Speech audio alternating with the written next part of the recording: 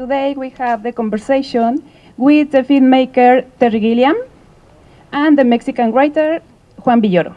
I guess we can start with your new film about Don Quixote, a tale about crossing borders between fantasy and reality, between lucidity and madness.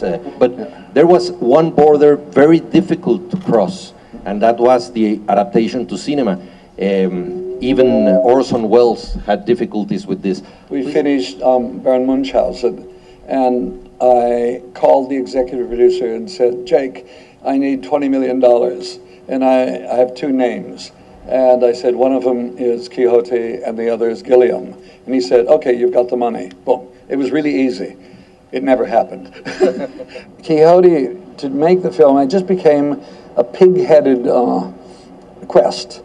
And people said, move on, don't worry, you've got a career, make some other movies. And I said, no. And I think deep down, I really wanted to do something better than Orson Welles. I wanted to finish my film. He never got to finish his. So it's the only thing I've done better than Orson Welles.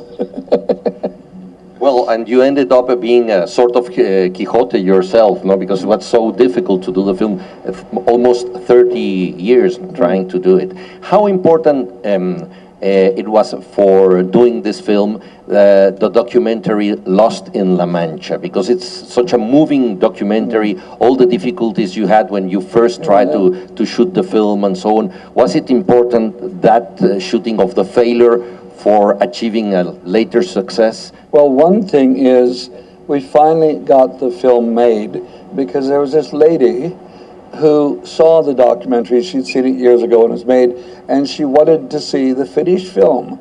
And because we could only raise X amount of money from the business, the business of film financing.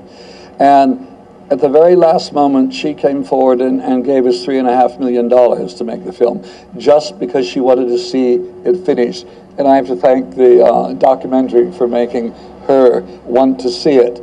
The film that we've got here in the festival is a very different film than I was making then. If I had tried to make that film that I was trying to make then, I don't think I could do it now, because I began to question so many of the ideas in the film. They worked back then, in 2000, but I didn't think they were applicable to now. And what we've got now is much more about the world we're living in, I think. What about watching your films once again? Do you have any second thoughts? I would have done this better this way and so on. What's your reaction to your films? I avoid watching them. I've always wanted to be able to wait 10 or 15 years, then watch the film, having forgotten everything about it, so I could watch it like a normal human being, rather than being critical of every moment. I don't want to remake anything. I think that's a cheat, because filmmaking, it seems to me, is about a time, a place, and a certain group of people. You make the film then, and that's it, and you learn to live with it. I like working with limitations.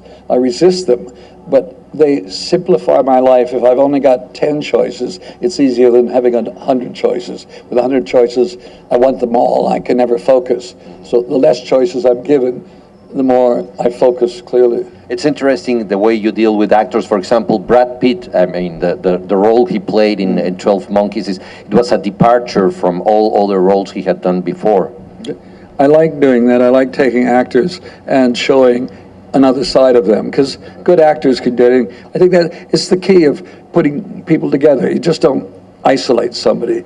You put somebody on the other side to balance them, and then you see these relationships the balance develop. Between actors, no? Yeah, it's really important, yeah.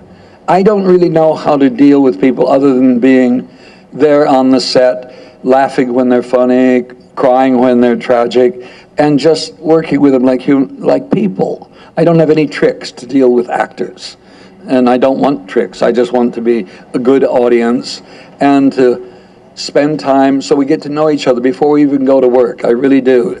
And we have dinner, talk, make sure we're making the same film. Can you tell us a little bit about your experience here in Los Cabos? Oh, the food is very good. The weather is perfect. The hotel is stunningly beautiful. People are very generous here. It's very nice. I have nothing to complain about. It's very frustrating. My wife thinks I complain about everything all the time, and I have nothing to complain about here. So it's a new experience for me. Thank you.